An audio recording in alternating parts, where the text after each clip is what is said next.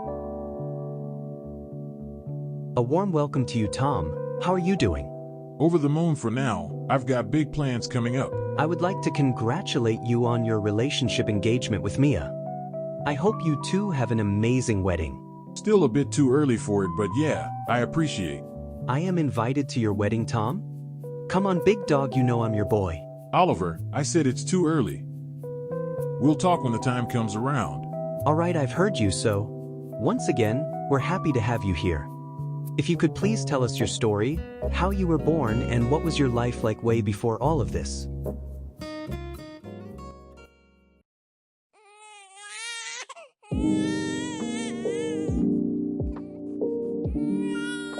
On the 18th of March, 2004, my story began just like anyone else's, as a helpless newborn baby, waking up for the first time in my mother's arms.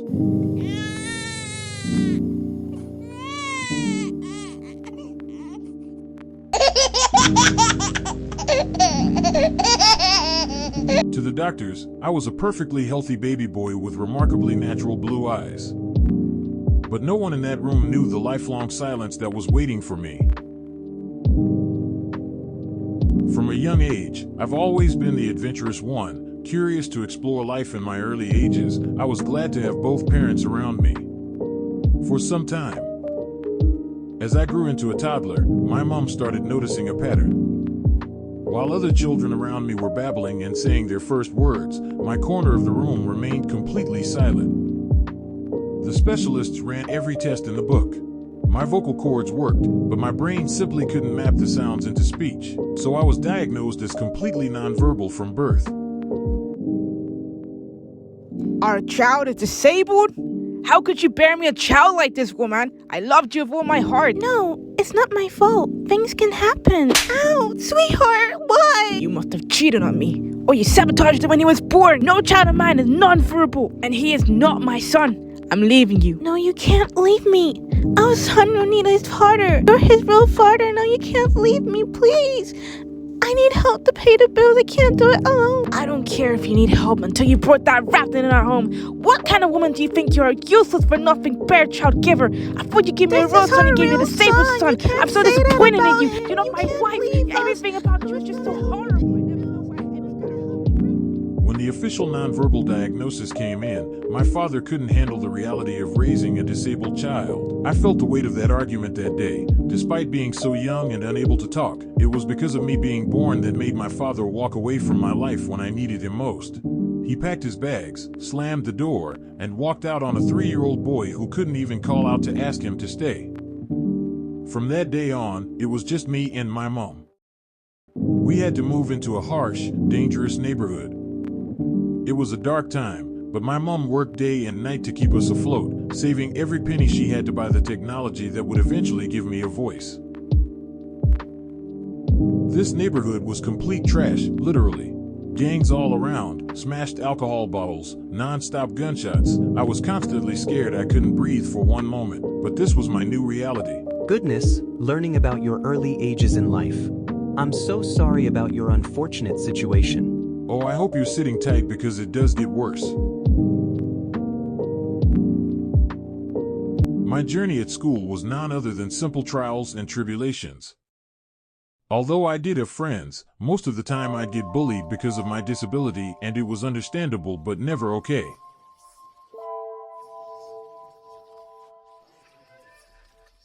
The teachers almost never did anything, and I felt so limitless with the ability to never speak. I'd also slowly distance myself from my friends, eventually just to be all alone, because I felt like compared to the speaking world I was born a freak. Life at home wasn't any better. As I mentioned before, my neighborhood was just as dangerous, if not worse. Growing up in an environment where it's just violence, crime, and threatening made me feel very vulnerable. If life wasn't already hard enough with the awful neglect I got from my dad, because I was known as the quiet kid, I'd always be targeted the most, and while my mom did her best to protect me and keep me safe, she'd sometimes end up being the one victim to the trauma instead. I'm just very fortunate to know that while I grew up quiet, I never became victim or an example to the environment I grew up in, even in the worst conditions. My mind was always focused on education, safety, and priorities of my home. I remember the day I was holding my mother's hand and she got kidnapped right in front of me. Being so young and not knowing what to do, I cried loudly until I almost got targeted right then and there. I almost got stabbed, however. I was saved that day by a stranger who never said anything but ran away. My mother found me in distress as she managed to run and get free by she was merely able to stand. My mother had to be rushed to the hospital and I, being so young, felt at a loss in my life, wondering what on earth had I done so wrong to deserve this. By the time my 13th birthday had come, because my mom was still in the hospital, I was forced to find labor for myself to support the still rotting house we still called home, because it did feel like home and it was home.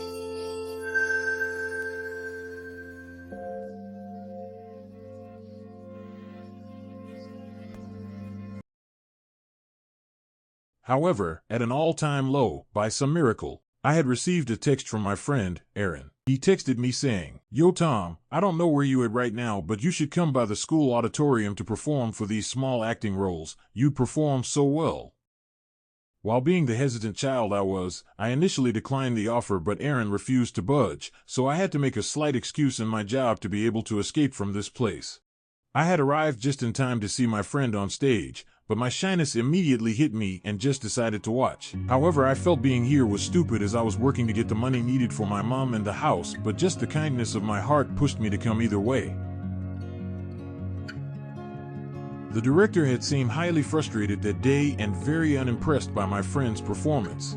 He gently turned around, looking to the ground to see the perfect candidate, and that's when we locked eyes on each other. He didn't blink twice before he ordered me to get up on stage and perform for these roles he was doing.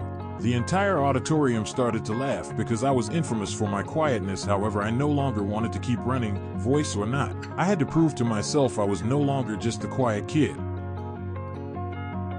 He saw me reach for my voice AI system and was visibly confused why I needed a watch to perform. But I managed to pull it off effortlessly. He was taken aback by my unique ability to communicate and in his eyes deemed me the perfect talent needed for what he was looking for. A couple of days passed and I was contacted by Hollywood agents demanding that I turn up for some popular acting roles to further develop my viralness and talent that I had. Because of the good money that it had, I agreed and had begun to pack while planning to get there.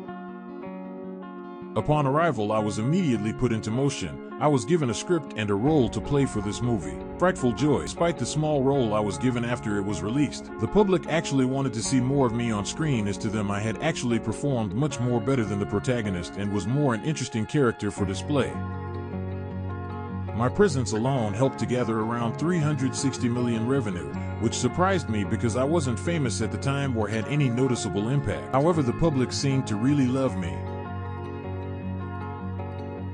Over time, my roles would transform into much more bigger ones until fame for me was absolutely exploding. Fans found it fascinating to learn about the kind of person I was due to my disability of unable to talk, but it always kept public attention upon me regardless. I would soon find myself with notorious kind of fame, all while this was a complete accident and was never supposed to happen. But because of it, I was able to pay my mother's hospital bills and transform the poverty I once knew into newfound prosperity. You are truly phenomenal, Tom. So interesting. Tell me, is there more to your story? A little bit. At the peak of my career, out of nowhere I suddenly get contacted by an unknown number, and it turned out to be my father, the one who left me years ago. And although we had no previous contact, he had expressed how over the years he found himself completely shattering with the no contact he had with me and wanted to reconnect. I was hesitant but thought it would be nice to connect with my father since I never really knew him. Giving him a second chance was my biggest mistake. As my fame skyrocketed, he turned into a parasite, draining my bank account and demanding a cut of everything I earned. Behind the scenes, he secretly sabotaged my major career moves, orchestrating crises just so he could swoop in, play the hero, and keep me dependent on him forever. Once I finally realized who he truly was, I cut my father out of my life completely and permanently. He was pure poison, using my fame to drain my bank account and secretly sabotaging my career just so he could play the perfect savior. I changed my numbers, revoked his access, and left him behind for good, because no amount of blood relation is worth destroying my peace of mind. Wow, you're very smart. It's good that you're aware of such things. However, Tom, I must ask, how are you able to scream and make noise despite not being able to talk? Being nonverbal doesn't mean my vocal cords are broken. They work just fine. My brain just lacks the specific wiring needed to coordinate my lips, teeth, and tongue to shape raw sounds into spoken words like hello or how are you, if you ever think I'm suffering the way I am. I'd actually argue I'm blessed. I really do like being quiet and navigating the world this way. It's more a blessing to me than a curse, so yeah, all the talking comes from my AI system and I really mean what I say. Brilliant. I really enjoyed you telling your life story, so thank you so much, Tom. Just before you can go, do you mind telling us how you met Mia on set? Yes, I know she already said how she met you, but by listening to your experience, we'd be able to connect it swiftly. Back on the set of Popular Nerd, other actors knew who I was at the time, but not all. I was actually sitting down to read the script of how my character was gonna be until she approached me herself. I immediately assumed she was racist, as I've never seen people with blonde hair and blue eyes before, and with every attempt she tried to get near or talk to me, I'd push her away because I was very scared of her and maybe intimidated by her beauty. But slowly I started to realize as I did watch Mia, she didn't really seem all that scary as I thought she was. In fact, here's something very sweet she did. I was walking over during my break to sit down and relax when I realized I accidentally misplaced my AI system. I only take it off when I need to wash my hands or if it requires being taken off to do acting scripts and other roles. When it was off, I had freaked out so much I wasn't sure if anyone knew if I even carried it. However, while I was having a mental breakdown, it seemed that Mia had found it and gave it to me.